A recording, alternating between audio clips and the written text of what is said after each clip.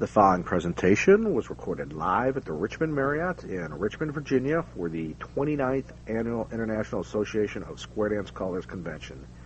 This is tape number 24, Showmanship.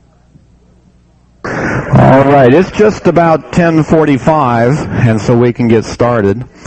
This is the session on showmanship. For those of you who read direction and it says the moderator is Martin Mallard, I'm Martin Mallard for the day.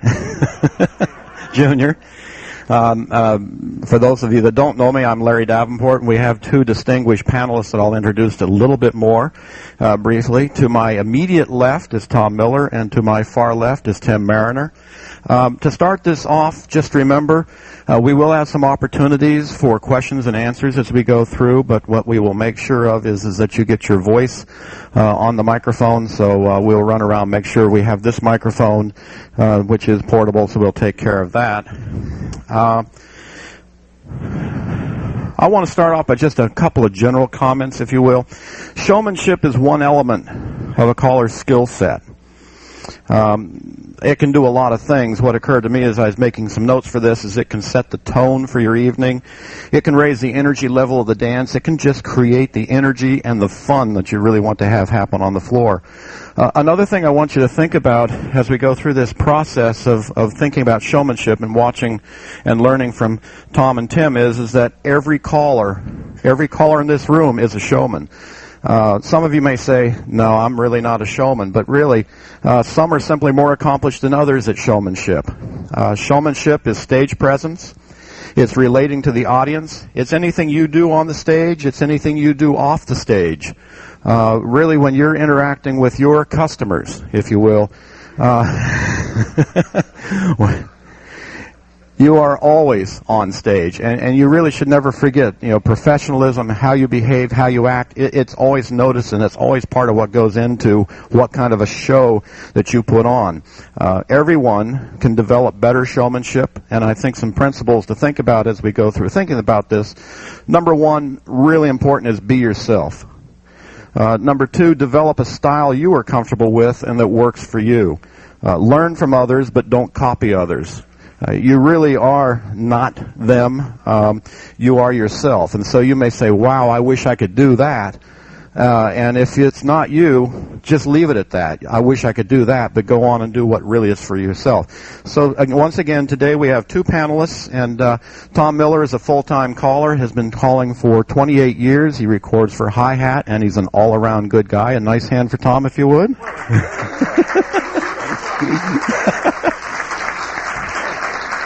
And Tim Merritt, not yet. It's my turn. Why do you use the terminology all around? Never occurred to me. Never occurred to me. Tim Marriner is a full-time caller. He's been calling since 8 o'clock this morning. 27 years, records for Royal. And he's a smaller, all-around good guy. Thank you very much. Which one of you two all-around good guys are going first? Not me. Larry about summarized everything. Are there any questions? Thanks, Larry. Tom heard a song this morning, and it just empathized what he wanted to express to you. So would you sing that for us, Tom? Wasn't there...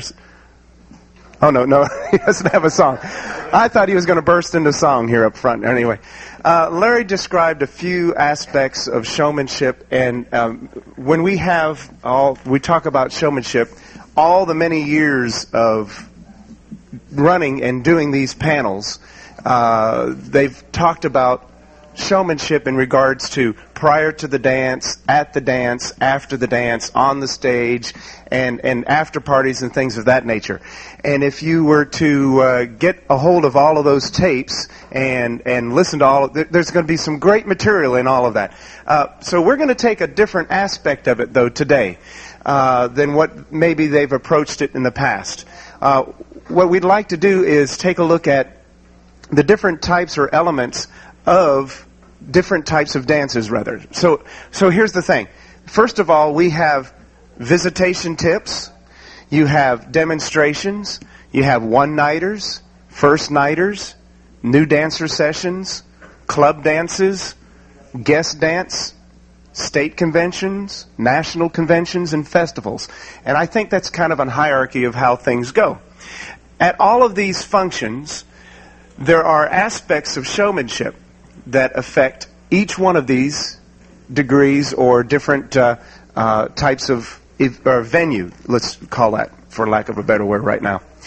The aspects that, or the variables that affect this would be music, voice, choreography, ability, not just your own, but dancers' ability, age of group, duration of the event, if it's a shared program, as what we're doing here today, the hall, the room setup, stage area, food breaks, door prizes, all of those things affect showmanship in different degrees, various degrees of showmanship. So what we're going to first start off with is the visitation tip. Let's say we are asked to, we're at a dance, and somebody says, most of the time the caller will come up, hey, did you bring your records tonight? And you say, oh, well, yeah, I have some in the car, but I don't want to interfere with your program. Out of politeness and courtesy, you would say, I just want to interfere with your program. And they say, oh, well, you know, really, it's no problem. The club would like to have you come up and do a thing for us. And so at that point in time, you say, hey, I just happen to have them in the car, and we'll bring them in. However, what not to do is to walk in with records in hand and expect you're going to get it put on the stage. Right? That's poor showmanship. That's yeah, it's the only way you get on. For the tape, Dick says that's the only way he gets on. But the idea here is that that's not proper. And out of etiquette, that wouldn't be a good thing to do. So at a visitation, you get asked, and then what do? You're given one tip to do something. Tom, you just feel free whenever you want to jump in. You're doing well. You're given one tip. What level? Well, that degree, that is part of these things. First of all, what type of music you're going to use. That's one of the aspects of it. What type of music? You're going to do something that's going to complement what this other caller is doing. You don't need to overshadow this other individual that's up there, because that's not your point. You're there as a guest for one tip. And you're not going to razzmatazz them to death. You're not going to gimmick them to death choreographically. You're not going to try to wow them choreographically. You're simply going to get up there and do 3 or 4 minutes of patter. Definitely not going to get up and teach anything. All right? Right? You're just going to do something short and sweet, get out of there, and you're a hero. You're going to put your singing call on, wow them, fun them. You know, and that's all you need to do, because you're just a guest there visiting for that one little tip, asked to come in and be a part of the program.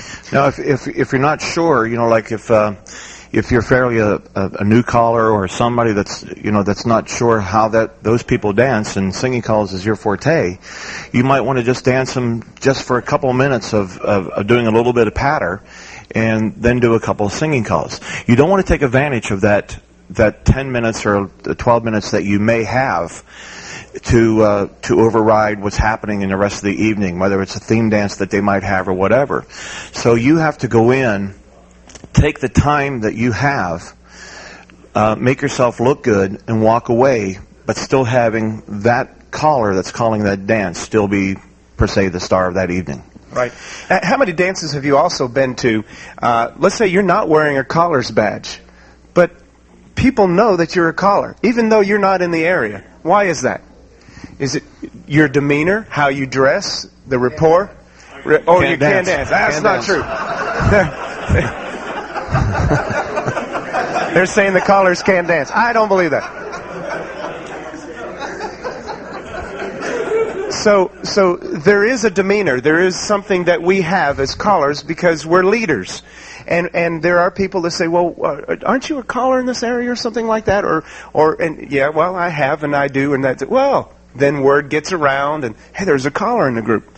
Or you sign in for club name and you might put whatever affiliation you are with your association. All right. So there is a demeanor about yourself. And people know that you're a caller. So now, I think, too, dress has a lot to do with that. That's the thing. You know, most callers, if they go to a dance or they do any kind of a panel, they wear a jacket. And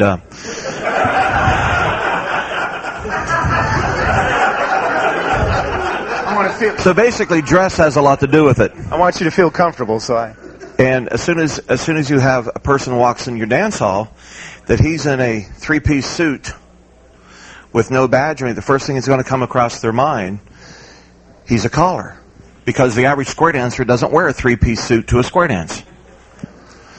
So we have to look at that aspect, but here again, if you're going as a guest to that club or just to go dance that evening, you don't want to overshine other people that's there that evening. It's their program. So it's just something to think about. Yep, you want to blend. Oh, I blend very well. Yeah. Tom blends. I'm a blending kind of person. Let's say there are two callers that are asked to share that one tip together. You definitely have to work as a team then to put across in that 12 minutes that you have that you're working together, and not a one-upmanship at any point in time. It's not, hey, I'm going to do this, and hey, now your turn, you go. Because who wins? I mean, if you clobber the dancers, nobody wins. Nobody. Let me make another worst-case scenario, that you have the opportunity to, you didn't bring any records that evening, and now you're asked to share the tip with that area caller. And you only have one microphone. How do you handle that? Do you say, give me the microphone, I'll go first? I would, but anyway, no. And why? Because I'm probably bigger than he is. I'd say it's your record. You go. Yeah. So there's this point so you only have the one microphone, and you have to make the best of that 10 minutes or whatever it might be. But it's a learning tool that if you ever go back to that club again, you may be asked to do another guest tip that you might want to put in your microphone in your car. Oh, by the way, I got my microphone this time in the car. It's all part of the showmanship, because you weren't prepared to do that. But you have to be prepared to whatever might come across. He might say, well, I like this singing call. This is what I had planned. Do you care if we do it? And you don't have a clue of what that particular title of that singing call might be. You have to somehow make that adjustment real quick. And step up to the plate and say, well, I don't know that, and ask them if we can find something else. That'd be a courtesy thing to do. Or you can play dumb and try to do your best. Instead of singing lyrics, do oohs and ahs. Ah, ooh, Oh, don't do that. You're getting me excited. Don't do that. Don't do that on my ear. Okay. At any point. Oh, yeah. Look, you got it on both sides now, hey. I feel like a sandwich, for crying out loud. I am not touching that. All right, let's move on to the next thing. Let's go on to demonstration. You have a demonstration. Well, this is another venue. What type of demonstration, and who are you demonstrating to? Do you need a square? Do you have to have more than one square? Are you going to have couples? If you're doing a demonstration, you definitely want to tell the couples in advance, wear like clothing, each of you different colors. And you wonder, well, why is that? Well, because if the number 1 couple's wearing red, the number 3 couple's wearing blue, 2's wearing yellow, and 4's wearing green, as the demo is working, the people watching see the colors disperse, and then they see them come back together again, right? And that's the only, they see people move around, and they know that they're moving, and they're dancing. But when they see the colors come back together, they get the idea that, well, he really did bring them back together again. And so that's a visual aspect of a demonstration that is showy for the folks who are watching. and you as a caller. And I explain what my role as a caller is sometime when I do demonstrations. We bring a lot of times more people to a demonstration, so the ones who are standing around aren't sitting watching and just resting. They have brochures and flyers and business cards and things, and they're going around telling them, you know, they're the ones telling them to come on in, come on in, come on in this session. We're going to have a good time. And that sort of thing. Demonstrations, you know, it depends on where you're taking your demonstration to. You know, there's different things that we talk about. Nursing homes, maybe it's a Girl Scout outing, a church group. So you have to plan. If you know that ahead of time, if you're asked to do a demonstration, you need to find out what kind of a group you're demonstrating to, because the last thing you want to do is to go into a nursing home and play the music on Chaparral Gone at Last.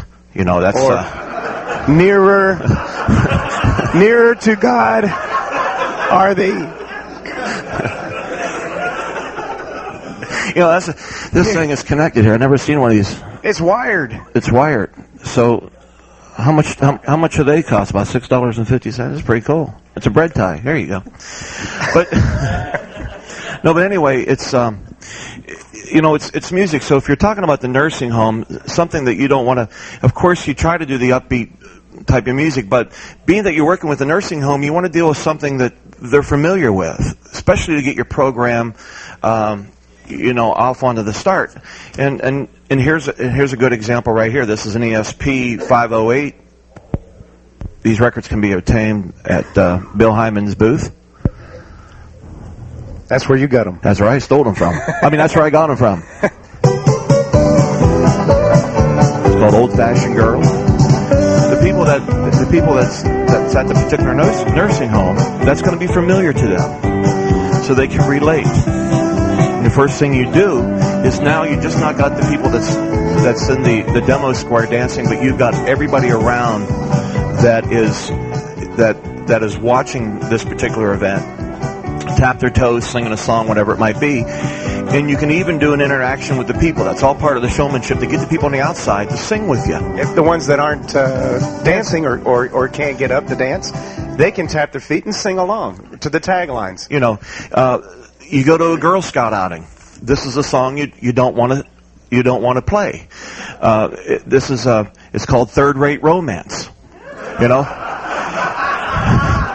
it's something, but believe it or not, it's on Red Boot 994. No, 3042. Excuse me, Red Boot 3042. He said this is something you don't want to use. You don't want to use, and the reason being is, and I don't have to play this actually. But the thing being is, over my years of calling, and I'm sure Tim will agree with this, that the reason that we're making point of this is because we've seen it happen. Oh yeah, we've seen it happen. I mean, I've seen a caller. I went with a caller a number of years ago. Honest to goodness, the true story. It's a true story that I went to this dance. We did it was a Brownie Girl Scout father and daughter square dance. The caller got up and did his little thing, and halfway through the dance, you know what singing call he did? If I said you had a beautiful body, would you hold it against me? You know, not a good one thought out well. Not a good thing to do, but you have to use. But it's been done, or I wouldn't have brought this up. This is all part of showmanship that creates a lot of problems. You got to think of every aspect. That's why you need to know what's happening before you even leave the house. What kind? A church group. Sometimes you need to do church groups. Tim and I was talking about this morning at 5:30. That it's about right. It was 5:30. Huh? Exactly. Yes, sir. No, it really was 5:30 this morning. We were kind of kibitzing a little bit, but we were talking about like church groups. Sometimes when you go to a church group, they don't like secular music. Exactly. So they want something different. Some do. Some do like that. So it's a judgment call that you have to take in play of what makes that demonstration a successful demonstration. And you don't want to do 2 more bottles of wine. Yeah. We don't want to do that. You know. All right. Now, that's a demonstration. So know the venue and then know and adopt ahead of time, plan and what the event is going to be and what you're going to do through every aspect of that showmanship techniques or the event. The next thing would be a one-nighter. I like one-nighters. One-nighters. All right, so you've been asked, you get on the phone, somebody says they want you to come out and do a one-night dance. One of the first things I ask is there going to be alcohol at the event? Yeah, baby. And as soon as they say yes or no, if they say yes, I double my price. Because they can afford that, they can afford you, right? And then and you have to put up with that too, right? Especially if they're just doing all the drinking aspect of it, and then later on they decide they're going to dance afterwards, after they drink their courage. Okay. Well, all right. So anyway, you have at your one-nighter, you have to know the age of the group, who it is. The same thing we're doing with demonstrations. What type of music do you utilize at this dance? Are they expecting a demonstration? Do you need to bring a square along with you to help out with this? You have to find all those aspects out. I've done these dances with another caller too, and that's different, you know. So you have to. One's doing a line dance or the routines and the mixers, and you're doing more squares, and you have to work with each other. You have to know how the equipment handles different microphones. If you're using splitters, Y connectors, and all of those things. Or just make sure the equipment is set up properly. Oh, I got a story. That's right. I got a story. A number of years ago at one of the conventions, you had to stop going into the hotel. It was separate from the convention center, and you had to stop down and pick up the equipment and go and set it up into the A1 hall. And I had a 10:30 calling spot, and the caller before me, of course, started at 10 o'clock. And the hall was set up that it was like a pit, and you had to walk around, and then the caller was on the other side down. Now, of course, there wasn't enough room in behind it. I mean, you really had to struggle to get behind the table and to get over to the other side of the turntable where you needed to be. And I just happened to step in as this particular person started to call, and he started. It doesn't matter what, but anyway, this person started to call, and the dancers are like, "Huh? We can't hear you." And she says, "I can hear fine." And of course, as soon as she said that, I went into hysterics. Now, I didn't want to go over right away to rescue her, because I'm thinking surely she's going to notice something. And she goes, "I don't understand what the problem is." She puts the needle back down. She starts calling again. They're like, "We can't hear nothing." It's a big hall, so you're having to come from around. Yeah, there was probably maybe 25 squares on the floor at 10 o'clock on Saturday morning. Finally, I went over to try to rescue this particular caller, and she comes over and she says, "Tom, thank goodness." She goes, "Can you help me?" And I says, "Absolutely. As soon as I turn your speaker around, you'll be okay to go." Is that some? She was hearing fine. True story. Yeah, it's a true story.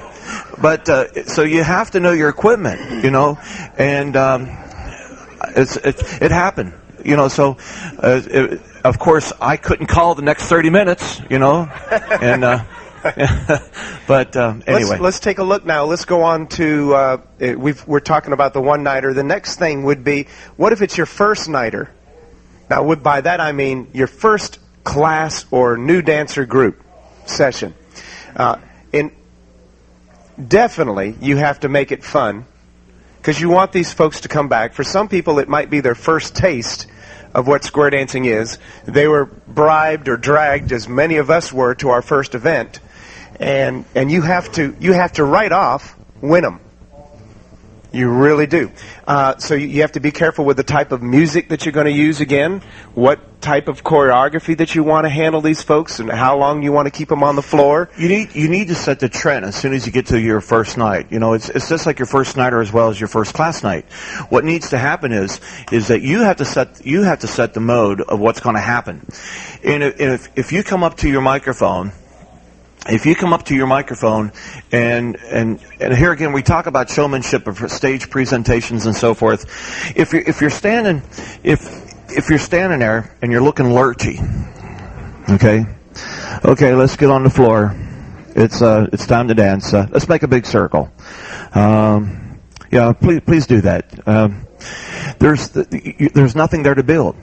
And you get them into a big circle. Now, I want to put you into squares. Let's take first 4 couples and put them over. It's the way that you're presenting yourself. Exactly how you're presenting yourself to these people is how these people are going to enjoy the evening.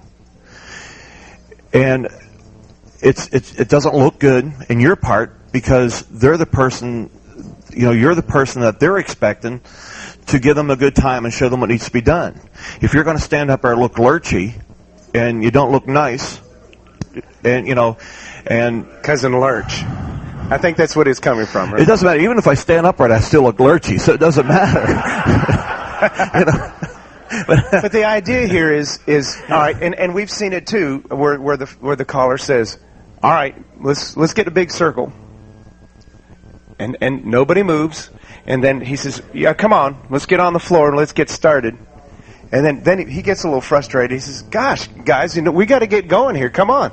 And I've seen that happen. And I've also seen this caller, or another caller, a different caller, go, once he finally gets them on the floor, say, "Okay, take your left foot, and I want you to lift it up and place it 5 inches to the left and then set it down. And take your right foot, lift it up, and bring it together and then place it down.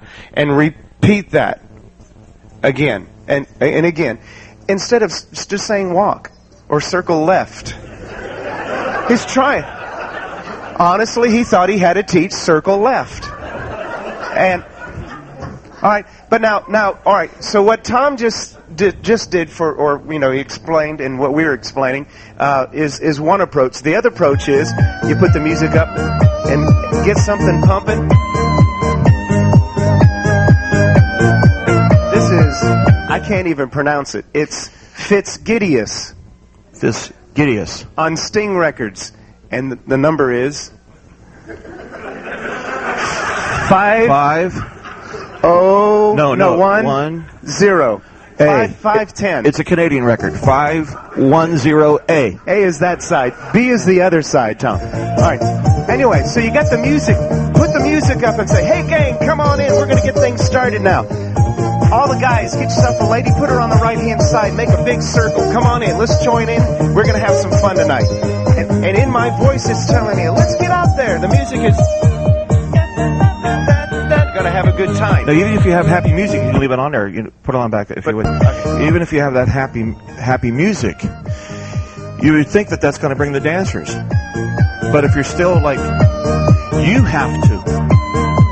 Okay, guys, come on up. Let's get working. See the difference? Let's get your circle. The music's there, but it's not doing anything for anybody. Right. And I have seen this too. I have seen the callers get up and they've just put the music on, assuming that's what's going to put them and not say a word. And that does nothing. It proves it here. They're not even moving. That does nothing.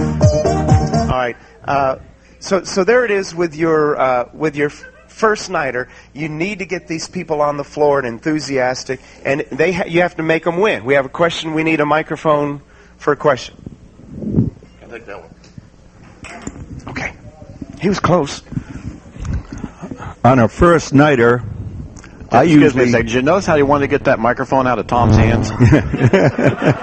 Name and where you're from, please. Joe Frisella from Rhode Island.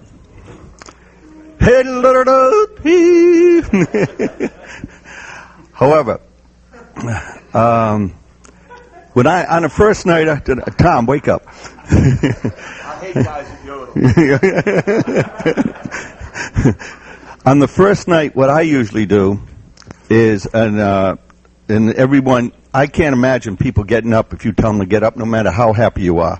I have them at their seats. I have them stamp their feet, clap their knees, clap someone else's knees behind them, stand up, turn around, and then walk out on the floor, and then all of a sudden I have people out there and they don't even know it. You keep that up, no wonder you yodel. Yeah.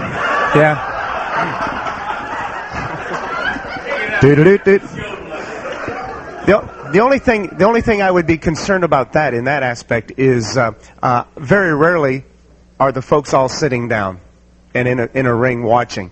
A lot of times they're standing up and doesn't matter. Wherever they Wherever they're standing. You're not worried about them sitting down. Okay, good. Because I wouldn't want to make them sit down and be quiet. But see, I want to be loud. See, but that's building that relationship between those particular dancers or people and yourself. That's what you need to build that relationship. Mm-hmm. That's what, that's just like calling with another caller that you're going to do a weekend with. If I'm booked in to do a dance a weekend with another caller that I have not had the opportunity to work with, whether it's on the national scene or in the area scene, I make a point to find out about that caller.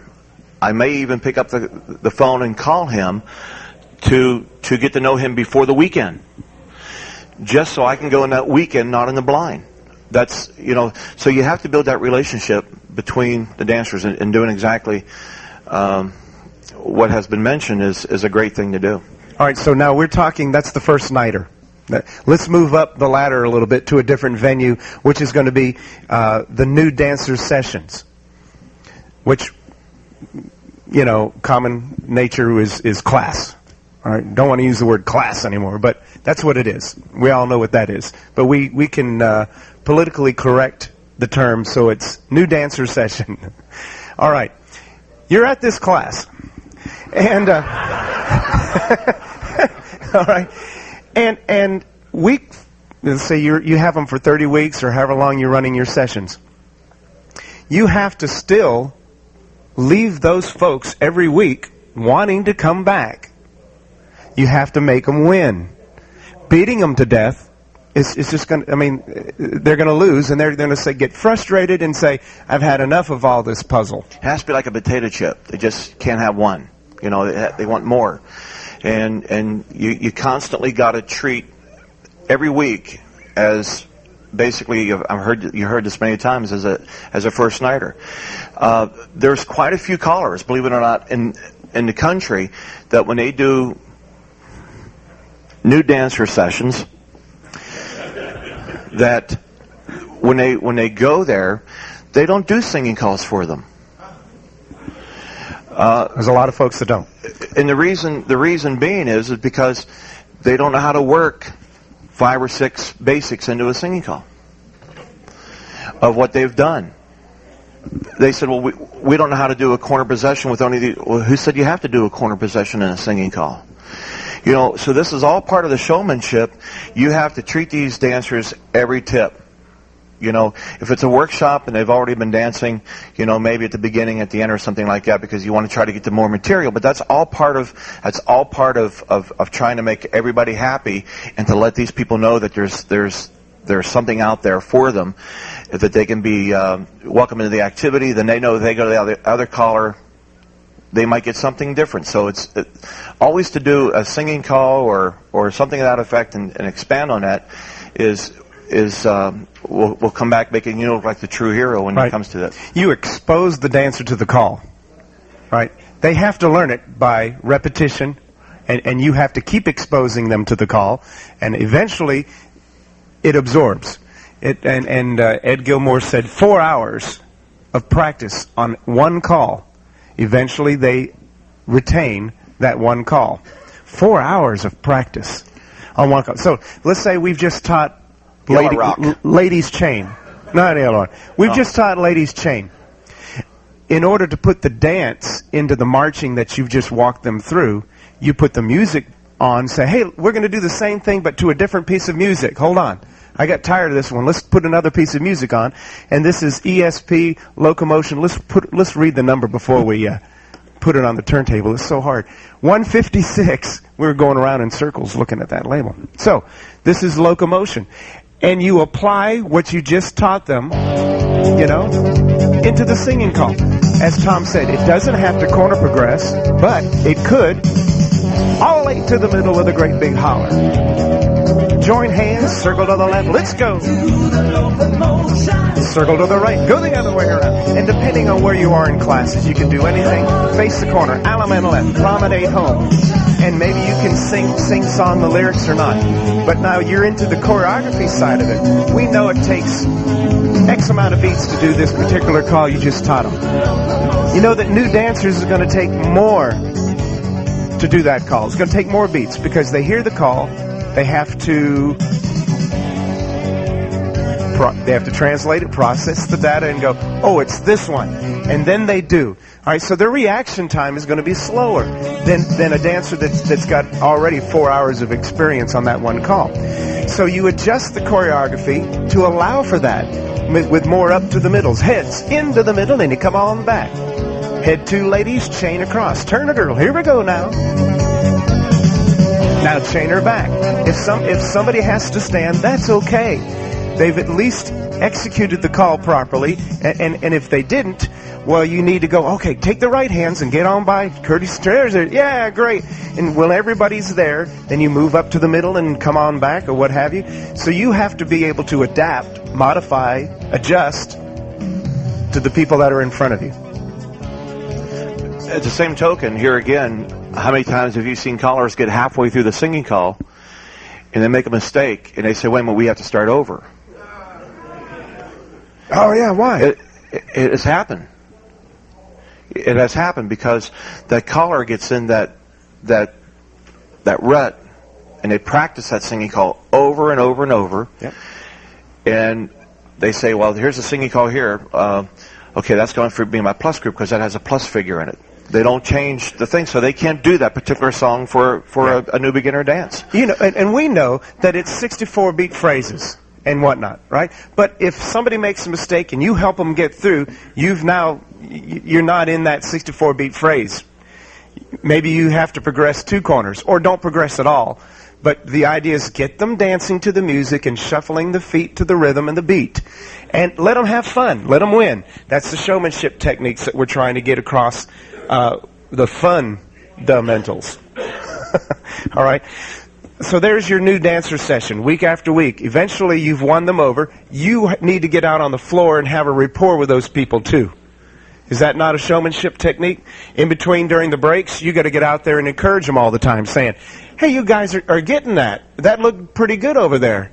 You all were doing that past the ocean with, you know, or let's say you're teaching plus maybe, and you make a comment, well, you get the clapping down, you know.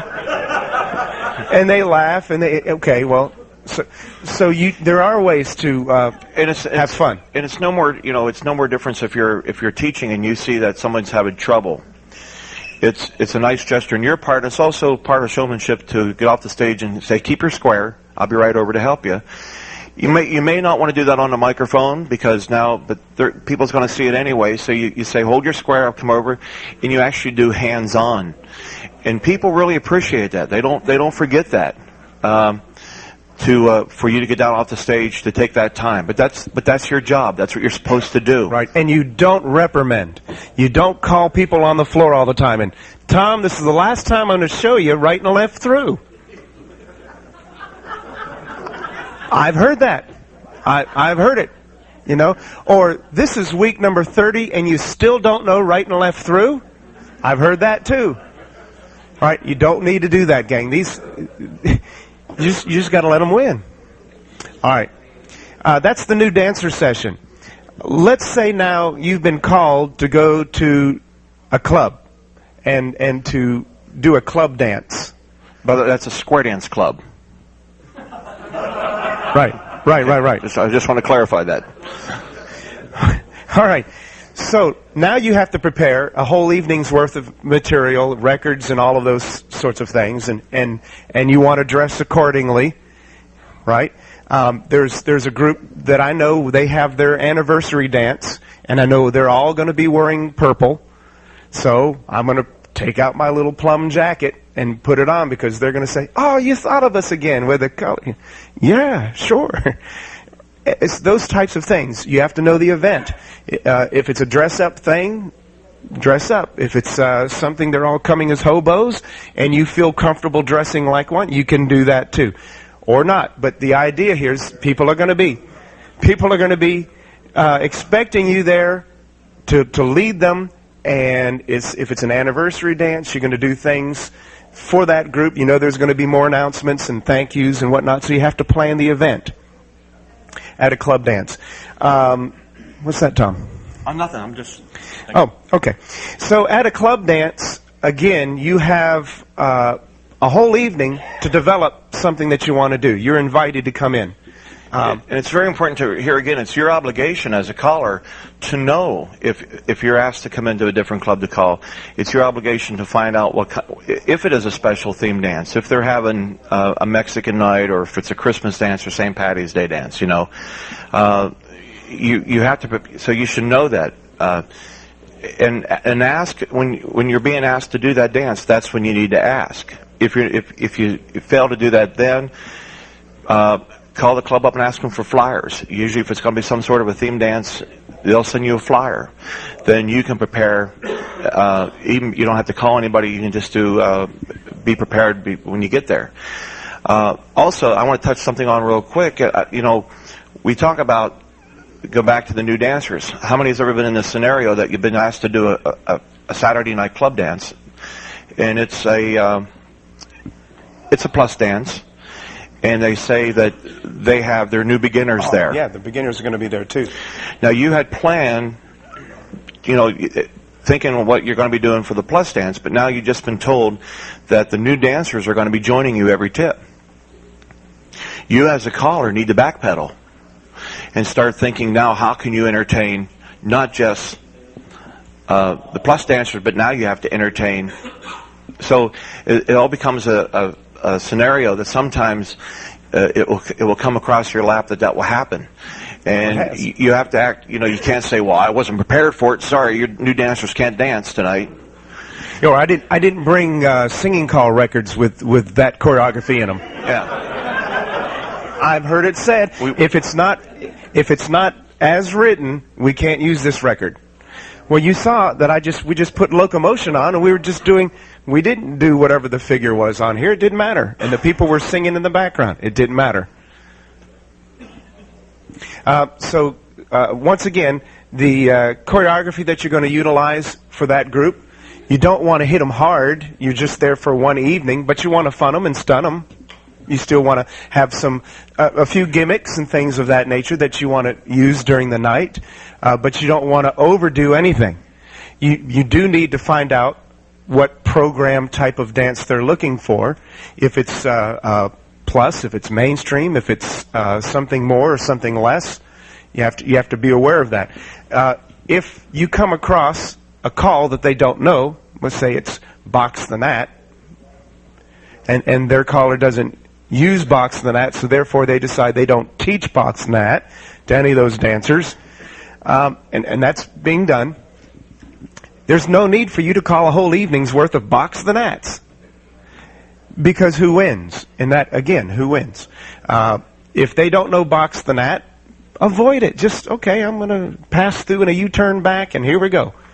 Do something. You adjust. You have to, I say, take aim, adjust, improvise, or modify to the situation. The last thing you want to do is go to that particular club that you're calling for, and because they don't know that call, you teach every call that they don't know to satisfy your calling program that you've planned.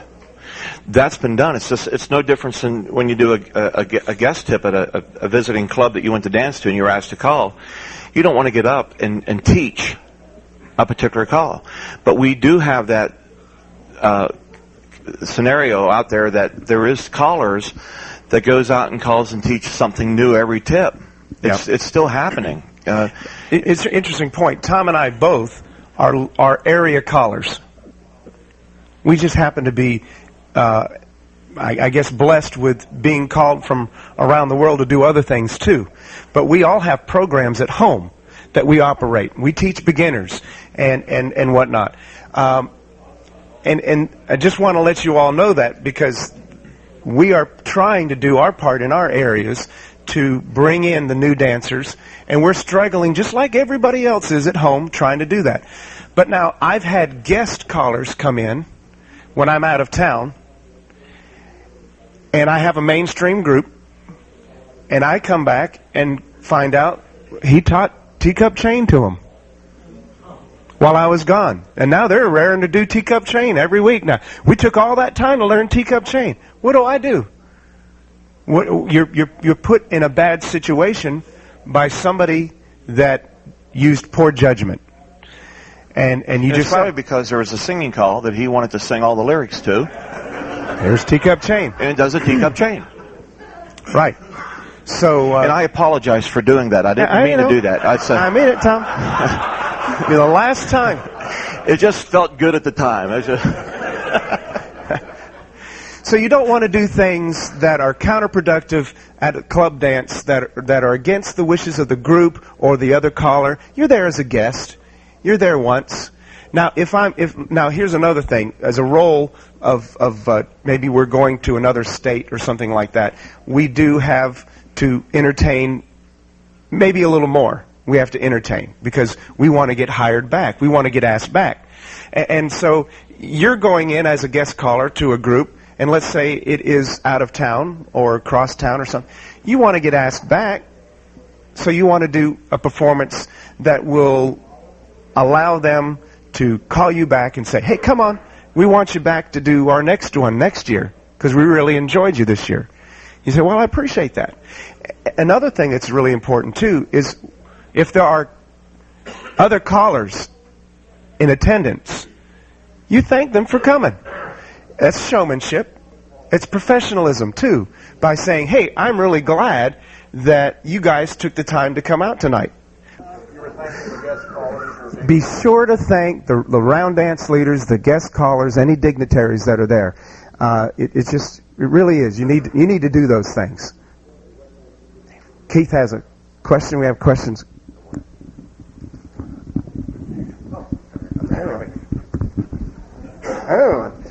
Just wanted to make a comment on that. Thanking them is nice, but use judgment. I've been at dances where I was just there dancing, and the caller on the stage actually he seemed to plan his whole program around me. Oh, Keith, here's something I think you'll like.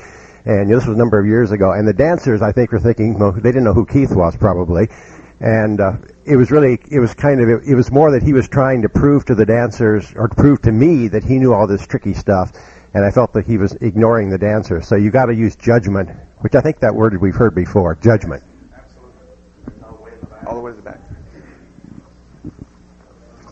Let's give Dana a nice hand. A nice hand for Dana. That microphone around. Yep. Thank you. My name is Jay Silver. I'm from New Hampshire. Not question, but I got a couple of comments. I've been calling for 21 years, and I learned a long time ago, unless it's really, really necessary, never, ever teach anything at a dance. Dancers don't come and pay to do workshop. They've come to dance, and that's what they're there for. And the other thing is, I don't know how many other callers in this room do it, but after I do it myself at every dance, after my very first tip, when I get off the stage, I make it a point to start from one end of the room, go all the way around, and shake everybody's hand and see who is there and try to get to know that person. That's all part of the showmanship that can happen. Oh yes, how can I help you? Well, my name is Sitting Bula from Sweden, Big Chief, Ugg. Stop crying, we're all here. Okay, I would like to rewind the tape a little bit, what we were talking about. Thank you. Do you know why callers snore a lot? By the way. I have no clue why. Well, it's... Yeah, how would we know how these people would snore? I don't understand that, you know. I've heard them through the walls.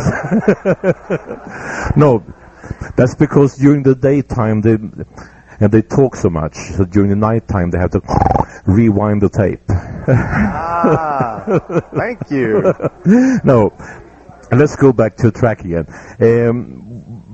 What I was trying to get at, I think that showmanship, especially with beginner class, starts at the door or even outside the door.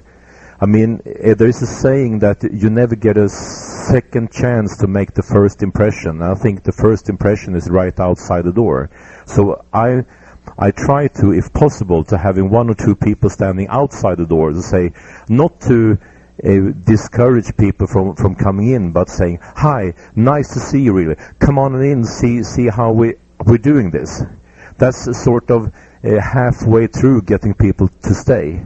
I also make an honor to try. It doesn't always work out, but to try to be at the door when people come in to dance. Two purposes. One, I set the level of the dance at the door, making people smile as soon as they come in. Also, for me, it's a way to remember who's with whom and what faces, and it's easier for the sight resolution during the dance when I come into a remote area. So there's two purposes really. I think you start outside the door. Very good. And here again, that all falls back to there's everybody thinks that showmanship is it happens on a stage. It doesn't. Showmanship starts at home when you take that booking on the telephone, and it ends when you get back home from that particular dance. That's when exactly when you start snoring. All right. Chuck Jaworski, Chicago, Illinois. You mentioned about the dress, and I think it's real important as part of being a showman to dress the part, especially if a club is having a special dance to dress. But do make notes of what you wear. Once a year I go up to Milwaukee and do a special dance, and it's always the same time as the special dance, and I dress especially nice. But this club also takes pictures of the caller and the guest. And as I walked in the door one night, they commented, "Nice to see you again, and you look really good." And I looked at their book that they had right there where they signed in, and I'm wearing the same outfit last year. Turned back a few more pages, it's the same outfit 2 years ago. So it does help to make a little comment someplace on what you did wear to that club. Well, I guess what Chuck's asking for is a donation for new clothing. Yeah, right. Yeah, look at there. I hope he knows a dry cleaner, though. I like that, Chuck. These are great comments. Yeah, these are all good comments. And not only is it it's prior to the dance, it's while you're at the dance, and it's after the dance, where all these showmanship techniques take place in getting around the room. We need to roll on to the next one. Dominic, you have another question? Yes. Comment? Come on up. I'm Dominic Zemansky from College Park, Maryland. I have a question. What do you do where you walk into a club and the club president says, "Oh, would you like could you do a teach during the third tip?" What do you do then? Teach. And here again, you have to be ready for any bullet that comes towards you. You as a caller you have to be ready. If it's a plus dance and they say, "Well, we want to do the new quarterly," if there is one, you better know what that new quarterly is. Or if it's maybe like a DBD, or if they want to do like a relay the deucey from a left-handed wave, you as a caller got to know how to execute that particular call from that formation. You have to be prepared, because the last thing you want to say to them is, "No, sorry, I don't know how to do that. I don't do that. I don't know how to teach it from that way." So now what looks better? You stand up and say, "Absolutely, that's not a problem," or "I can't teach that. I don't know how to do that." Mm-hmm. That's all part of showmanship. That's right. A good point, Don. Good point. Let's go on from the guest dance. Let's move further up to the next venue, which would be a state convention. All right. So at a state convention, what you have anywhere between 4, 5, 6, 7 time slots that you're given. They might be 15-minute segments. They might be 5 minutes where you can only use one record. You definitely want to find out where along the program line you're scheduled, because you don't want to plan a dance, especially, say, any dance, where it's just flatlined, one level of enthusiasm. Your dances are going to have peaks and valleys along the way. You definitely want them to leave wanting more. Okay? It's very important to, when you go to state conventions, and we're also going to touch about national conventions, it basically works the same way, is that if you're scheduled in to do a 10:15 at night, That's basically like a primetime spot. You need to go in and listen, not just to the caller before you, but to at least 2 or 3 callers previously, so you know what singing calls they did. If you have someone that did a rock tune singing call, and then the next person did a gospel song, and the next person comes in and did another lively song or a rock song, whatever it might be, then you have a part that you need to make a judgment. Do you want to keep pounding those people to the floor? No, that's a good point. Now it's a good time that you might want to pick out a medium song and just dance them and here again, ooh and all them. Yeah, but this is going to be your crooner, something that you're going to really spotlight your vocals. Now, if the caller before you did that particular song, now you need to bring that crowd back. How many times the record you've pulled out the caller just before you just did? That's happened, sure. So now you got to put that record back in and find another one that's going to be something along the same lines as you want to do. Right, so this is going to cycle. Follow the cycle. Try to figure out what would enhance the program, not just you. Because you've got the dancers out there. If they're being beaten to death, you will actually enhance yourself better by putting on that soft crooner or something that's going to really sound pretty, and you will be different than what everybody else has been doing during the evening. And there'll be folks come up and say, "Boy, I really appreciate that. That really danced." And that was the point. And that works. What comes into play now is the national convention. You know, it works the same way.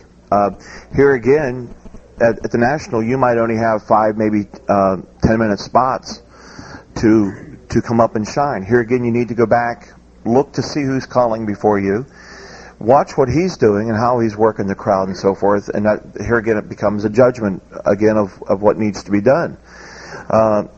If you have a 10 o'clock spot at the national convention, that's going to be a different spot than if you was to be calling it 9 o'clock in the live music hall at the convention.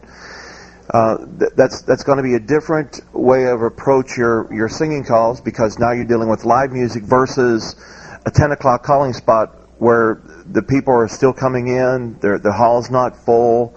So that's not a good time to do your, I don't want to say best, but it's not the time to pick your star songs. That you want to save that if you have like maybe an 8 o'clock spot in the singing call hall or whatever it might be. Right. The next day. So you have to look at that program and look at that. I've seen over the years going to the national convention since 1977.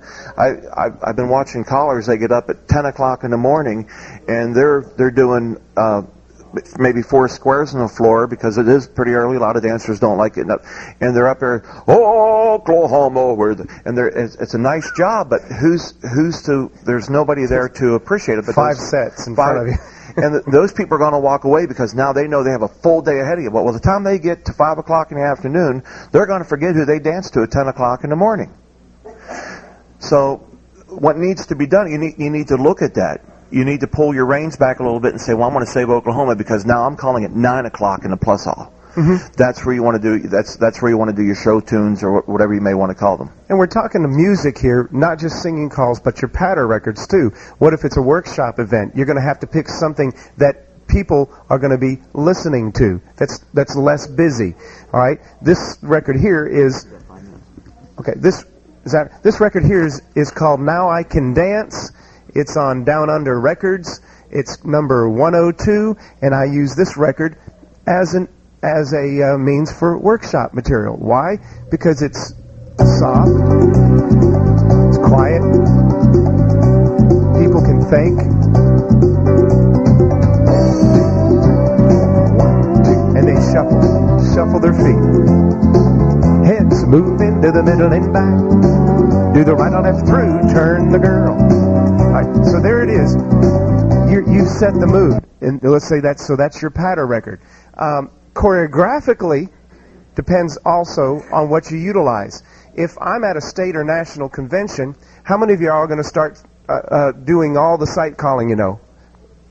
Hands. I've seen it done. I've seen people get up there, and they're going to sight call to the floor. We had, just last year at the convention, we were at 9:30, 300 squares were in front of us, and we were getting ready to call, and we had a patter and a singer to do. And with 300 people, you're still, so you want to put stuff on there that you're comfortable with, very familiar with. You cannot sight call very easily with 300 squares of folks in front of you because they're so close. They're going to go to other sets. They're mixing. You don't want to call things that are going to put them spread way out like the relay the deuces. That reminds me of the story. The relay the deuces. And something that's going to put a lot of air in the square, you want to do compact things and move the dancers around. Quick, short, you're out of there. You're the hero. You put a singing call on now. Talking about working with callers and so forth, it's very important when you're teamed up and you're on the stage with another caller, or maybe 3 or 4, there might be 4 of you. You have to show the dancers that you're having a good time. I mean, I'm sure that you've gotten on a stage and worked with other callers and you just got into a laughing frenzy because something happened and the dancers don't have a clue. But it's not the point. What they're seeing is that you're having a good time. You're taking that job aspect away and you're making it look like fun, and you're passing it on to them. They'll start laughing just because we're laughing. They don't have a clue. But I got to tell you a quick story. You notice how Tim did that a few minutes ago? We were doing neutron dance, and Tim and I have done neutron dance hundreds of times. And there was one point that I would always go, like this, and Tim would always fling his head back. And the dancers would always look at that, he just been hit, and of course Tim would hold his nose, and then we'd continue. And we did that over and over and over. Well, now Tim is on the right-hand side of me, okay, and at this one particular dance. And we always did it at the same time, at that particular singing call. Well, at that given time, Tim was distracted from someone on the sideline. Someone had asked him a question. And when I did that, I felt my hand come in contact with Tim. With his ring. With my ring. Big old ring. And of course I said, oh, and I looked over and Tim's like this, and blood is trickling down. Someone from the crowd says, oh, what a great effect. Showmanship. But he didn't realize it. He did not realize it either for a little bit, and then he kind of looks back and he says, "Oh, he's really hurt. Oh, we're having too good a time in here." They're saying they're knocking on the door next door. All right, so that is that. Hola. Yeah, I thought I left them in the truck. Hola, ¿cómo está? Okay, so at any point, the idea is that was a use of showmanship technique that backfired a little bit. Because I did get hurt a little bit, but anyhow. Anyway, we're gonna have Larry rap. It's the challenge committee. Oh yeah, challenge is beating on the door for the tape.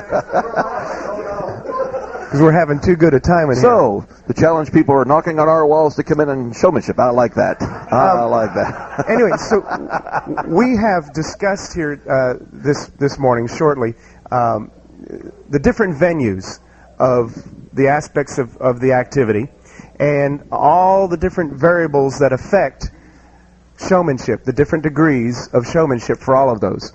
The bottom line for all of it is to keep it fun. Let everybody enjoy what you're doing, and you don't want to outshine. You don't want to show boatmanship.